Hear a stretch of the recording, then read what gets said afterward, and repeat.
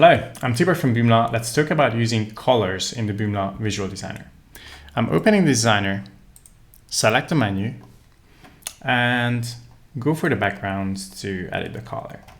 So right now it's the default, it's on set here. So let's click it and maybe set it to red. That's the simplest way.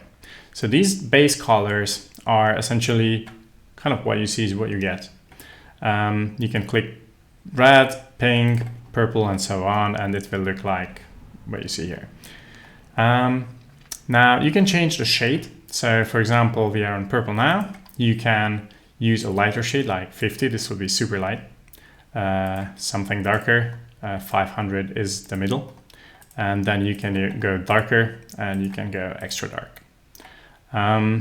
You can also see the shade being appended to the name here. So theoretically, if you wanted, you could enter whatever 800 here as well, and that would work too. You can say 200 is lighter, 300, 400, etc.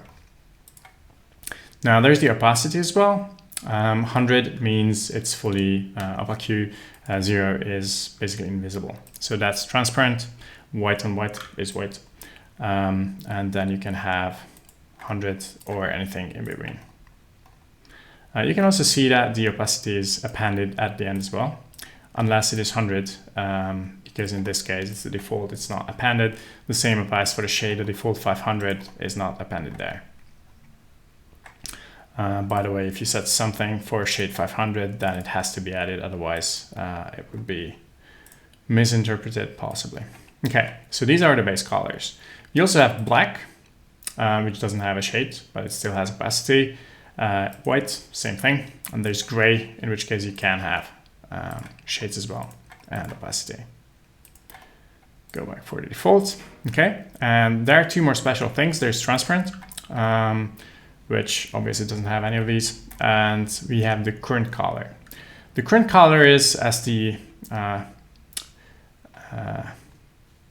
explanation says here, it's using the font color. So if I go for current, now the color setting on this element here is the default black. So if I go for font color and change it to green, now the font color will define what the background color is. This allows some simplifications and reusing the color definitions in multiple places without having to update it in every single place. Okay, let's go back here. And so this was the base color panel. Let's go for the brand colors. Brand colors are basically color definitions that apply for your site. You can override these. So for example, the brand color may mean blue, but if your brand is green or red, you can change this in the configurations. I'll show this later. The important thing is that in the base color, blue is just blue. Blue is never going to be red. It may be a different shade of blue, but it's still going to be blue. So if you want to use a blue color on your site, indifferently from your brand color or any other color definition, you're going to use blue. For example, the sky is going to be blue. It's independent from your brand color. It's just blue. On the other hand, your brand color might change, especially if you create a template. It might be useful, like for template authors, that they will use the brand color in places where your brand color should appear instead of blue. So these are like color variables if you want. Some of these are these have shades. For example, if I go for brand, it does have a shade. Link, on the other hand, doesn't have a shade because it's a fixed color. So text, links in the text will have an exact color, another shade of it. All right, then we have the RGB color picker, which allows you to pick any color of your liking.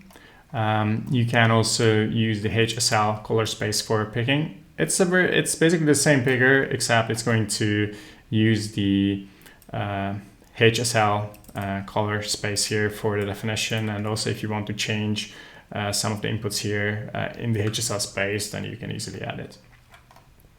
And then there's the hex for the same reason as well. And if you want to just undefine this color, you're going to click the trash icon there. So come back here and yeah, if you want to copy this, whatever, RGB color and you go for the HSL, you can still paste it here. It will be interpreted, and it will still be, you are in the HSL tab, so you're still going to pick a HSL color, but it does understand the RGB input as well, which is helpful. If you change tabs, it will automatically convert to whatever color space you are in. So it's a pretty flexible color input method. You can also just copy these colors and, oops, sorry, not these. It has to be in Turbo CSS syntax. You can just paste it here as well. That works too.